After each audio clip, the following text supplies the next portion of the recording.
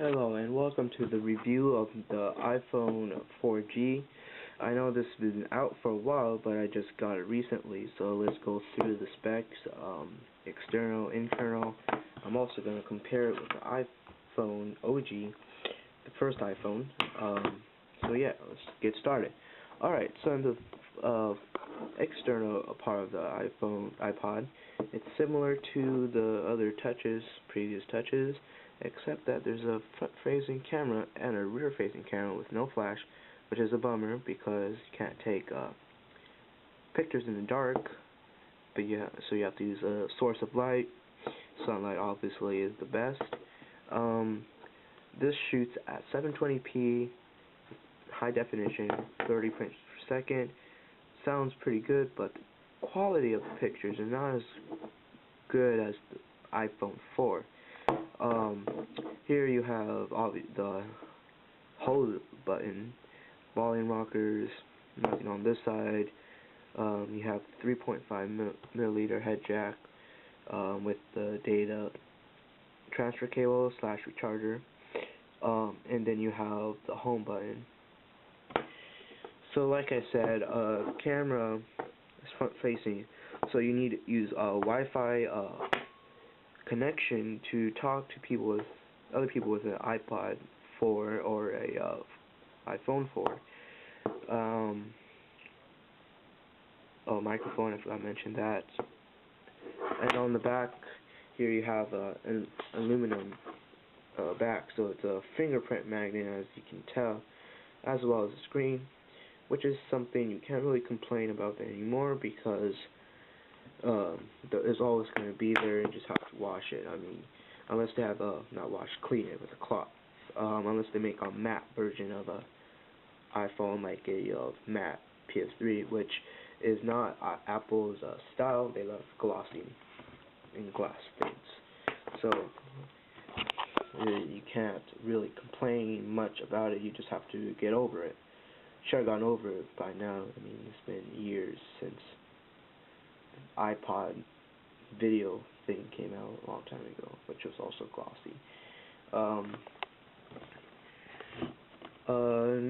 Let's see what other stuff that we can talk about. The external, I mentioned fingerprints. I'm reading off some notes, so bear with me. I mentioned fingerprints. I mentioned there's no flash. I mentioned the camera. And I think I mentioned similar. Everybody knows it's similar to the iPhone 4 because it's an iPod. You just can't talk. Let me rephrase that. You can't talk on the phone, but you can always talk using FaceTime, which is different because usually we would say that you can't talk at all, except for you get the AIM app and then just text everyone. Now we have to change that because of the front-facing camera. So so you have to be careful by saying that you can't talk. You just can't call people. You just video chat. Okay, so that's the external part. Let's talk about the internal. So internally, is that a word? Whatever. I feel stupid right now. Anyways, internal, there's an A4 processor chip, which is also found on the iPhone and on the iPad. So this is fast, like super fast. Battery, longer battery life. I'm not sure, correct me on this, but I'm not sure. I think the iPod would have a longer battery because I'm just using logic here, because you're not talking on anyone. Talking takes battery on the iPhone, so I'm guessing that this has a longer battery than the iPhone 4. Correct me on that because I'm not really so sure about that. Size comparison, obviously it's a lot thinner than the iPhone 4, any other iPhone, i.e. the iPhone OG. To stack them together, let's put this on top. I don't want to crush this. I don't know why would I think it would crush. As you can see, it's razor thin. Obviously it's razor thin because all you have to pack in here is RAM, which I'll get to in a minute because I need to talk about that.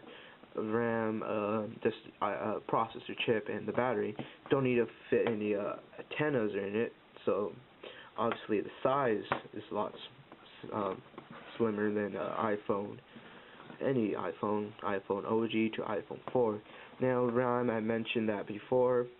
The RAM on this is not increased, so that's a bummer because obviously with upgrades you expect upgrades in everything, including the RAM, but Apple decided not to do it this time.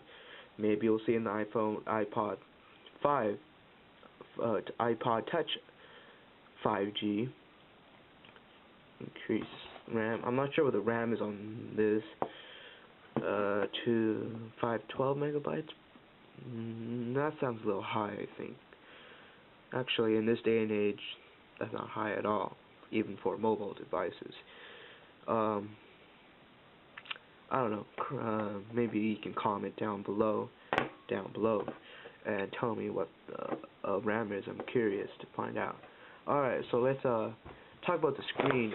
It's a Retina screen, 960 by 540, I believe. Not sure. It's a Retina screen, but not like the Retina on the iPhone 4. This one's not as good as the iPhone 4's Retina screen because they use a different kind of Retina screen.